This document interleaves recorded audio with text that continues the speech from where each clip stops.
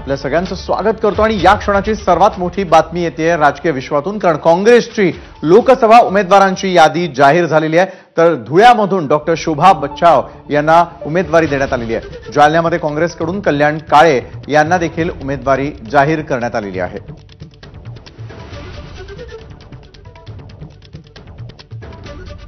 स्वतः शोभा बच्छाव ज्यांनाही उमेदवारी जाहीर करण्यात आलेली आहे तर स्वतः आपल्या सोबत जोडल्या गेलेल्या आहेत। डॉक्टर शोभा, एबीपी माझामध्ये आपलं स्वागत आणि यादीमध्ये आपल्या नावाचा समावेश उमेदवारी मिळालेली आहे, काय वाटतं यावेळेला? खूप खूप धन्यवाद आपले। ही जी धुळे लोकसभेची उमेदवारी मला मिळालेली आहे ती खऱ्या अर्थाने पक्षश्रेष्ठींनी माझ्यावरती जो विश्वास दाखवलेला आहे, आमच्या नेत्या आदरणीय सोनियाजी गांधी, आमचे नेते सन्माननीय खासदार राहुलजी गांधी, त्याचप्रमाणे अखिल भारतीय काँग्रेस कमिटीचे अध्यक्ष खरगे साहेब, आमचे महाराष्ट्राचे प्रभारी चन्नीसाला साहेब, आमचे महाराष्ट्र प्रदेश काँग्रेस कमिटीचे अध्यक्ष सन्माननीय नानाभाऊ पटोले आणि विधिमंडळाचे आमचे नेते सन्माननीय बाळासाहेबजी थोरात यांनी माझ्यावरती या ठिकाणी विश्वास दाखवला आणि जे काही माझं पक्ष कार्य होतं आणि एकनिष्ठ होती त्याच्यावरती मला त्यांनी ही उमेदवारीची जबाबदारी दिलेली आहे। 100% मी प्रामाणिकपणे या ठिकाणी संपूर्ण धुळ्याच्या लोकसभा। शोभाजी, मला प्रश्न विचारायचा आहे, धुळेकरांच्या अनेक समस्या आहेत, त्यांना हा पर्याय नेमका कसा वाटेल? तुमच्यासाठी ही निवडणूक कशी असेल धुळ्यात?